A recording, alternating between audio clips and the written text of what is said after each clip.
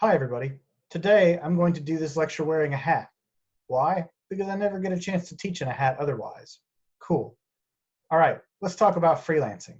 So let me move everything over to the PowerPoint and there we go. Okay.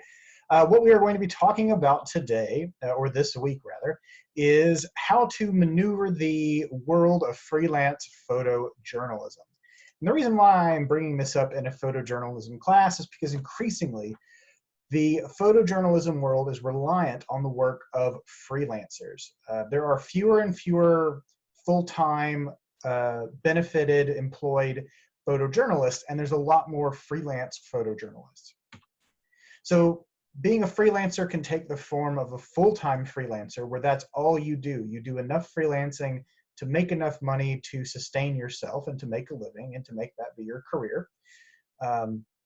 And that's cool if you can manage to do that. A lot of people out in the world do that. But it can also be as simple as you being in the right place at the right time and having some photographs that you think other people would be willing to pay for. So there's two kinds of freelance work we're talking about here. One is negotiating the project before you actually go out and shoot it. So negotiating the terms of how much you're going to be paid and how you're going to deliver the photographs to the customer or to the media outlet, etc. And then the second is if you already have photographs that you're already taken, but you want to sell them, what do you do with them then? So let's start with the second one first. Oftentimes, if you post a good photograph or a video clip, it'll happen with video as well, to Twitter, you're going to see journalists, namely people who were hired as web editors, come knocking on your virtual door and asking for permission to use it. And if you ever want to see what this looks like, just hop on Twitter and search for the term reporter and then add the phrase permission to use this photo, and you will see just a slew of digital editors and journalists out there asking people if they have permission to use that photograph. And if you agree, for example, the AP now sends out this contract that essentially says, hey, if you agree to let us use your photograph, then you can't sue us for it. But the thing is when you see this happening, when you see reporters talking to people on social media asking if they have, or if they can use that particular photograph, what they're actually asking is, hey, can we use this photograph for free? Can we not have to pay for it, but still get clicks on it? And I think that is not great because in a lot of ways, that is them essentially saying, hey, how can we not pay a photographer and instead we'll just take something from social media?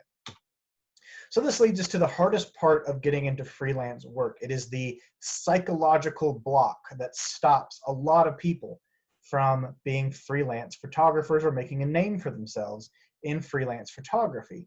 And that is being afraid to ask for payment. So my number one suggestion is don't be afraid to ask for payment for your work. It is stuff that you have put a lot of effort into, so don't give it away for free. It's the thing that scares people the most, is the fear of asking for money to start with. If you're asked permission for someone to use your photo or video, if let's say you post something to Twitter or to Instagram or something like that, and a reporter asks, hey, can we have permission to use this? One of the responses that you can give, and it's a professional response, could be, hey, I'm a freelance photographer. I have rate information available if you'd like to purchase these photographs. They're not going to be insulted by this. They're not going to think you're a bad person. They're going to then recognize that you're not just somebody, that you are somebody who knows what they're talking about and somebody who knows what they're doing with a camera.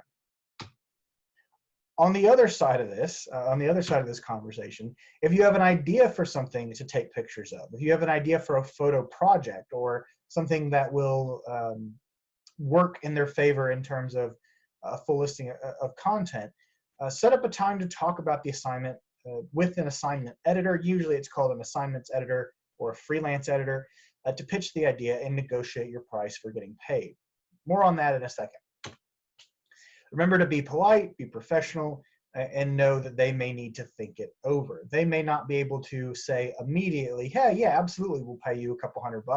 They may need to look at their budget. They may need to just see if it's something that they're interested in, to talk to further up editors, editor-in-chiefs, for example. Just understand they very well may say no and say we're not going to pay you for that. And if they don't pay you, that's fine. But at least ask, because you are a professional. At this point, if you have the skills, if you've gotten this far enough in this class, you are pretty darn well trained at doing photojournalism. So stand up for yourself while you are negotiating prices, especially if you already have the work done.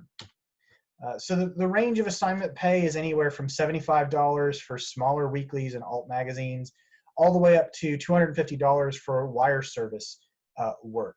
And that is per assignment. And so you really ought to know what these rates are. If you don't know what the rates are, don't be afraid to ask other freelancers what they've been paid. That's not a rude question. It's something I get asked a lot of, like, hey, isn't it rude to ask somebody what they were paid? Absolutely not. Freelancers share this information with each other pretty availably. So I found this one on the internet that I've grabbed the screen cap for, that it's talking about how at the time that this was taken, the Associated Press had their day rate was at $200 per assignment, which is pretty good money. So ask around with other freelance photographers and see what they're getting paid. Also, just so you know, if you ask for money, if you've already got the photographs in hand and somebody comes and asks you, hey, do we have permission or can we have permission to use these photographs? If you respond, well, I would like to get paid. I'm a professional photographer. I'm a freelance photographer, and here are my rates. They may have some comebacks for you that are pretty common, and these are commonly done by assignment editors to try to get people to agree to not get paid for their work.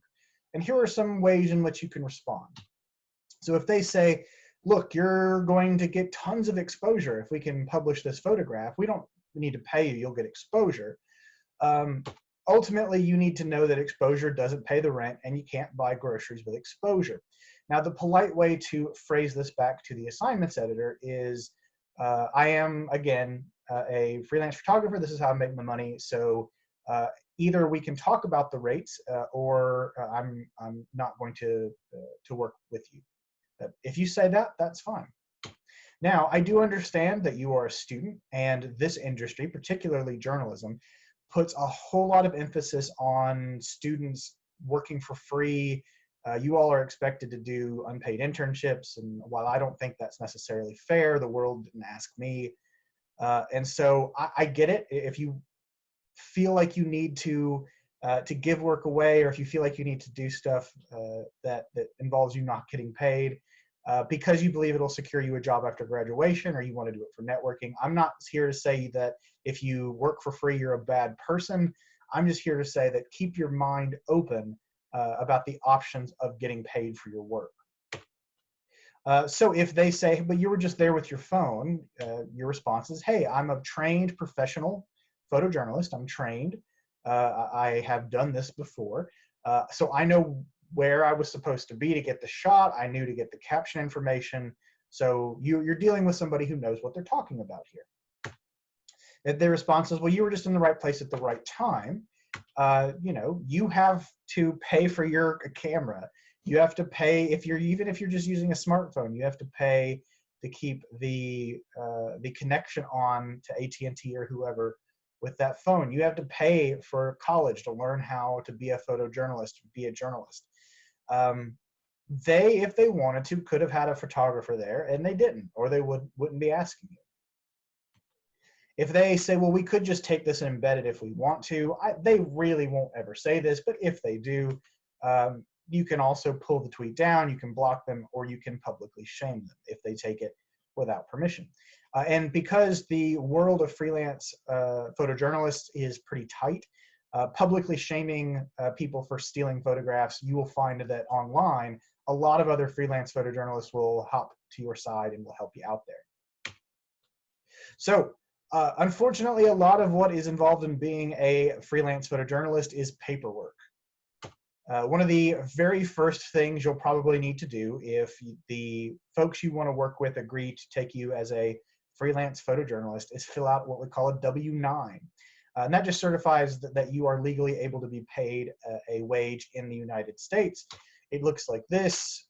It's a pain. It's time consuming to fill this thing out. The good news is you only have to do it once per company. So maybe there are 5 different companies you're going to be a freelance photographer with. You only have to fill out 1 W-9 per company, which is a nice benefit because they are a pain in the ass as a form. The next step is having a contract template that you're able to use for situations where you're selling your work. You always want to have a contract ready to go. Now, I'm not going to link this, but you can see the name at the top, susiepratt.com or susie-pratt.com. It's a great place to find resources for freelance photographers. Although some of the work that she has on her site in terms of paperwork for freelancers is more designed for like wedding photographers or people who might do engagement photos or that kind of thing. It's still very useful in the world of photojournalism to have a contract template like this. And Susie Pratt encourages people to use templates like hers. And so you'll notice that it's got options here. I've got a monitor in this direction, just so you know. So if I keep looking over here, it's because that's where my notes are. You'll notice that the area on the contract has stuff by prepared by, and that would be you. Prepared for, that's the client or the news organization you're going to be taking photographs for. And then the date prepared on, and it goes over all the stuff like how you'll be paid, how you're going to turn the photographs into the editor that is hiring you. So is it going to be over a thumb drive? Are you going to put it in a Dropbox? Is it going to be peer-to-peer format transfer, like how you getting it to them? And then what the pay rate is, if you're going to do Venmo or PayPal, if you want to be paid in check, whatever it happens to be. And so it is essentially giving the stipulations of this work. And please trust me when I tell you, you'll want to have a contract of some sort if you're going to do freelance photography, because it protects you legally. If, let's say, you want to, or let's just go on to the next slide and then I'll explain it. So the contract needs to make sure it lays out what the final product is you are delivering, how many photographs is it going to be, for example, in what file format, etc. What payment forms do you accept and when are the payments going to be due? When will you deliver the photographs and how are you delivering the final product? So let's say that you get stiffed and you turn in photographs, but the other folks never pay you. If you need to take them to court, having that contract will make it so that you will be able to appropriately get paid. Even though it is a hassle to take people to court, freelancers do have to do it sometime. And the final step is developing your own invoice. This is the bill that you present to the company that you're going to be taking pictures for once you're done with taking the photographs. So there are a lot of them available on the internet. I will post this one to the Folio site because it's a pretty nice one. But essentially, after they sign the contract, and everyone's happy with the contract, you're going to take pictures for them and they're going to pay you for it. Once the photographs are done and you send the photographs into the company, you will also send an invoice that says, here's how many photographs were taken and here's how much money you owe me. You'll want this invoice for taxation purposes and record keeping purposes. More on that in a bit. If you're pitching something before you go and shoot, get the amount they're willing to pay in writing, signed off on, before you go out. This is why that contract is important, so that if you agree initially on, yeah, the company's willing to pay you $200 for this photo story, then you go and take the photos and you bring it to them and they're like, hey, our budget changed, so now we can only pay you $150. If you don't have a contract, then you're going to have to be happy with that $150. If you have a contract made, then you can point to the contract and say, no, you owe me $200. I don't necessarily want to get legal involved, but we can if we need to. Please pay up the money that I am owed. If you already shot the photographs, have invoices ready to send to whoever it is asking to use your work. They're going to want to move quickly to publish your photos, so you're going to want to move quickly to get paid, so have that invoice ready. It also brings me to another point, which is a kind of a pain in the ass for freelance photography, but is also needed. Which is you're going to need to buy a fax machine or a document scanner. Now, when I taught this class last time, which was about 3 or 4 years ago, there was a very cheap available fax machine that was like notorious for freelance photographers. And it was the Brother is the name of the company, Fax 575. It was sort of nicknamed the freelancer model because it only cost $40 and it was a fast way to get documents back and forth. They unfortunately don't make this model anymore, so you'll need to go with a document scanner. Brother is also the company that makes those as well. And for 70 bucks, you can get a scanner that looks like this. The reason why you're going to want this is because these are legal documents that involve signatures and involve, they're important because they are the legal backing for you making sure that you get paid. This needs to be done with signatures, and emails still can't really do signatures effectively. There are third-party companies where you can do electronic signatures, but they cost money to use. The easiest way is to just buy yourself either a fax machine or a scanner and use that for official documentation purposes. Yeah, fax machines and scanners suck, I get it, but you'll want them for legal purposes. And make sure you follow up on your invoices. Don't let yourself not get paid for too long. Remember, it's not rude to follow up with people and ask them, hey, where are you at on paying me on this? You are the one who got to eat. You're the one who has to have groceries. You're the one who has to pay rent. So if more than 2 weeks go by, don't be afraid to start calling every single day until they pay you, until you have that money in your bank account. Also, if you have an agreement to get compensated for mileage on your car, make sure you take good notes of your mileage. And if you're a freelance photographer, you do have a camera, so just take pictures of your mile meter and just use that for record purposes. The mileage range can sometimes be negotiated at anywhere between 41 to 51 cents a mile, depending on what gas prices are at the time, and they will pay you for your travels. It's a good idea to network with other shooters. If you're going to be a freelance photographer, you want to make friends and contacts with other freelance photographers. And oftentimes the fastest and easiest way to get new paid opportunities as a freelancer is to know these other photographers, because it tends to be a tight community and they like to help each other out. They will tip you off to opportunities in ways that even writing reporters won't do, photographers will do. A good resource is photo.net. It has a very, very popular forum for photojournalists to use, as well as the subreddit called photojournalism, if you were on Reddit. It is another place that is a good resource for photojournalists.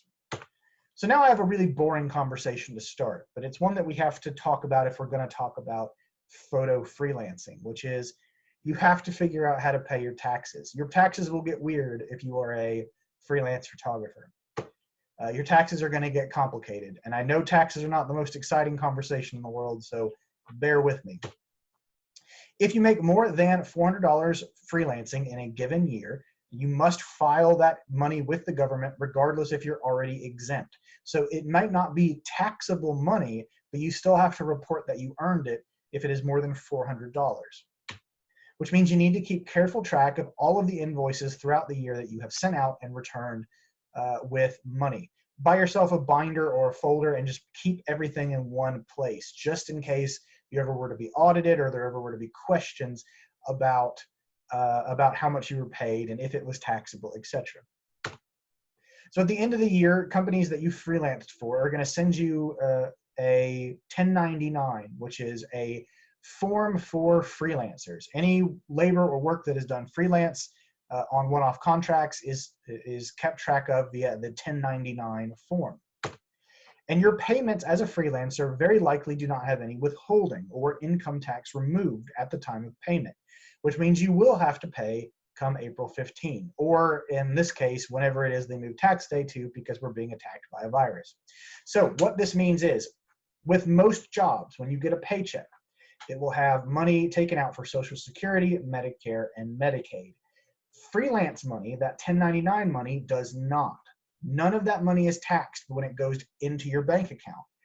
That doesn't mean that if you're a freelancer, you never have to pay taxes. It just means you have to pay all of that money at once at the end of the fiscal year. So by April 15th, you have to pay tax money on all of that money that you have received in the last year through 1099, which means if you are going to be a freelance photographer, you need to put money aside. I've had a lot of friends that have been who've tried to make it as freelance photographers who did not listen to this advice, spent all of their money or did not put any aside, and then owed thousands of dollars at the end of the year in taxes and couldn't afford it, and ended up having to negotiate a long-term payment agreement with the IRS, which sucks. You don't want to do that. So put money aside to pay your taxes. That is a good life lesson. You can deduct the cost of gear as an expense. So any camera equipment you buy, you can deduct, but you need to make sure you're keeping receipts that show that you purchased it. And also you can show through invoices that you are a freelance photographer. Also, because unlike every other industrialized country in the world, we don't have healthcare for everybody in the United States.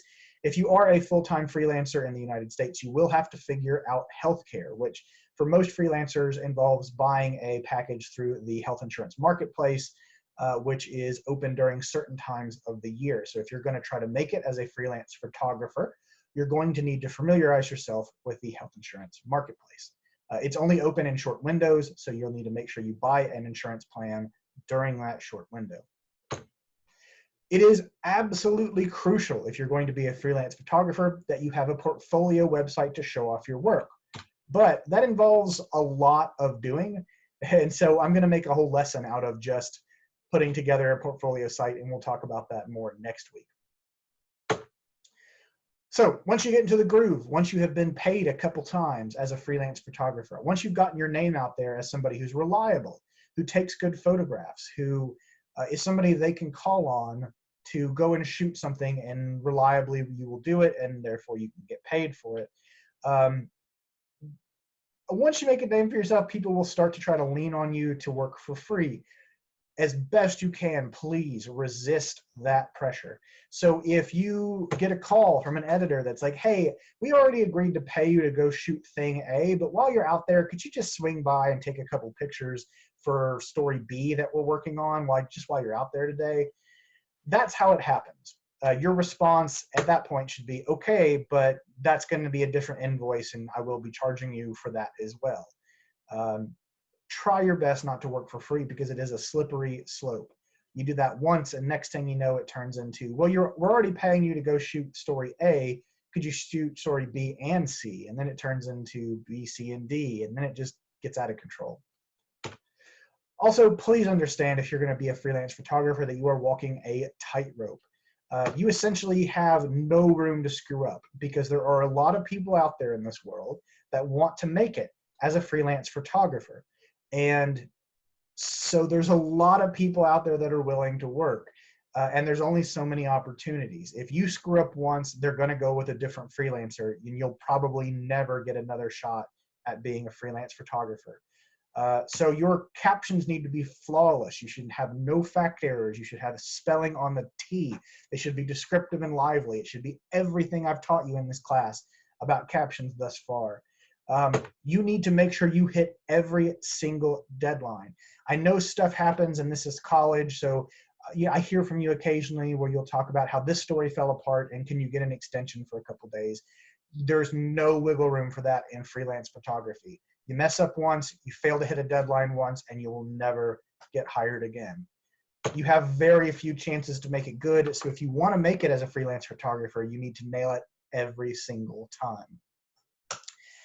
And with that, I know that's a lot all at once, and that's a lot of pressure, but you are all very, very talented, and a lot of you could make it doing freelance photography, either full-time or just as a side thing to make a little extra money on top of writing, or on top of videography, or on top of editing, on top of whatever else it is you want to do in journalism. Freelance photography can be a good side income as well. So with that, I will see y'all next week, where we will talk about how to build that portfolio site. So for now, stay safe, and I'll see y'all then.